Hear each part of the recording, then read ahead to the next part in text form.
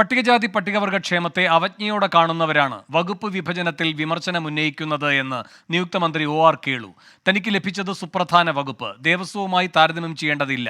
മന്ത്രി എന്ന നിലയിൽ പ്രഥമ പരിഗണന വയനാട്ടിലെ വന്യജീവി ആക്രമണം തടയുന്നതിനാണെന്നും OR കേളു 24 പറഞ്ഞു.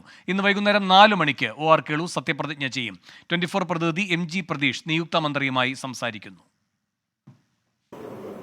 നിയുക്ത പട്ടികജാതി പട്ടികവർഗ വികസന ക്ഷേമ വകുപ്പ് മന്ത്രി OR കേളു ഇപ്പോൾ 24 ചേരുകയാണ്. ഇപ്പോൾ വയനാട് ഒരു സെൻസേഷണൽ ആയിട്ടുള്ള ഒരു സിറ്റുവേഷനാണ് ഇപ്പോൾ നിലനിൽക്കുന്നത്. ഇപ്പോൾ ഇന്നലെയും പറഞ്ഞല്ലോ, ഇപ്പോൾ ഇന്നും കടുവ ആക്രമണം ഉണ്ടായി എന്നൊക്കെ പറയുന്ന ഒരു വലിയ വിഷയം തന്നെയാണ് ഉണ്ടാക്കുന്നത്. പിന്നെ നമ്മുടെ തദ്ദേശീയ ജനവിഭാഗങ്ങളുടെ ഒരു വിഷയങ്ങൾ വയനാട് ജില്ലയിലുണ്ട്.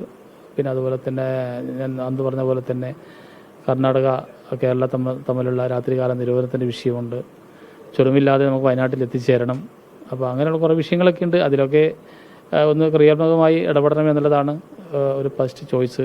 കെ രാധാകൃഷ്ണൻ മന്ത്രിയായിരുന്ന ഘട്ടത്തിൽ, ഇറങ്ങുന്ന ഘട്ടത്തിൽ പോലും ചില നിർണായക തീരുമാനങ്ങൾ എടുത്തിരുന്നു. ഈ കോളനി എന്ന പദം ഒഴിവാക്കുന്നതടക്കമുള്ള ചരിത്രപരമായ തീരുമാനങ്ങൾ എടുത്തു. അതിൻ്റെ തുടർ നടപടികൾ ഇനി ഉണ്ടാകും. പല തീരുമാനങ്ങളും ഇടതുപക്ഷ ഗവൺമെൻറ്റുകൾ അധികാരത്തിലിരിക്കുമ്പോൾ ചെയ്തിട്ടുണ്ട്. അതിൻ്റെ ഒരു തുടർച്ച എന്ന നിലയ്ക്ക് രാധാകൃഷ്ണ സഖാവ് മന്ത്രിയായിരിക്കുമ്പോൾ ഈ നമ്മുടെ ഏറ്റവും പ്രധാനപ്പെട്ട അടിസ്ഥാന വിഭാഗത്തിൻ്റെ ഈ ഈ വിഷയവുമായി ബന്ധപ്പെട്ടിട്ട് കോളനി എന്നുള്ള ഒരു വാക്ക് അത് പലപ്പോഴും ആ വിഭാഗത്തിൽ എല്ലാവർക്കും ഇല്ലെങ്കിലും കുറേ ഒക്കെ പിന്നെ നമ്മുടെ ഉദ്യോഗാർത്ഥികൾക്കും പുതിയ ന്യൂ ജനറേഷനൊക്കെ ഒരു അരോചകമായിട്ട് തോന്നാം എന്ന് ഞാൻ വിശ്വസിക്കുന്നു. വകുപ്പ് വിഭജനവുമായി ബന്ധപ്പെട്ട് ചില തഴയപ്പെട്ടു, പട്ടികജാതി പട്ടികവർഗ വികസന വകുപ്പ് മാത്രമായി അങ്ങേക്ക് ഒതുക്കി എന്നുള്ള, അപ്പോൾ ഇത്തരത്തിലുള്ള പ്രതികരണങ്ങളോട് എങ്ങനെയാണ് പ്രതികരിക്കാനുള്ളത്? ആ പറയുന്ന ആൾക്കാരോട് എനിക്ക് പറയാമെന്ന് വെച്ചാൽ അവരൊക്കെ ഈ പട്ടികജാതി പട്ടികവർഗ വിഭാഗത്തിനെ അവരും ഇപ്പോഴും എന്ന് പറയാം, എൻ്റെ ഭാഷയിൽ പറഞ്ഞു കഴിഞ്ഞാൽ അവിടെയൊക്കെ ഏറ്റവും മോശമായി കാണുന്നു, അല്ലെങ്കിൽ അവജ്ഞയോടെ ഈ വകുപ്പിനെ കാണുന്നു എന്നല്ലല്ലേ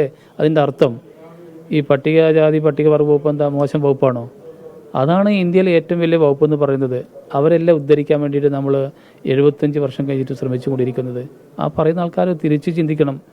ഈ ഏറ്റവും വലിയ ഒരു വകുപ്പ് തന്നെയാണ് ആ വിഭാഗത്തിൽപ്പെട്ട ഒരു വ്യക്തിയെ ഏൽപ്പിച്ചത്. അതല്ലേ പറയേണ്ടത്. അപ്പോൾ ദേവസ്വവും ഈ വകുപ്പും കൂട്ടി കമ്പയർ ചെയ്യുമ്പോൾ ഈ പട്ടികജാതി പട്ടികവർഗ വകുപ്പ് എന്ന് വളരെ മോശം വകുപ്പും ദേവസ്വം എന്താ വലിയ വകുപ്പും എന്നുള്ള ഒരു തരംതിരിവ് അതിൻ്റെ ആവശ്യം എന്ത്?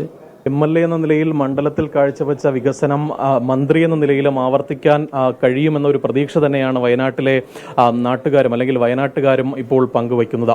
ക്യാമറമാൻ അരുൺ സാറിനൊപ്പം MG പ്രതീഷ്, 24.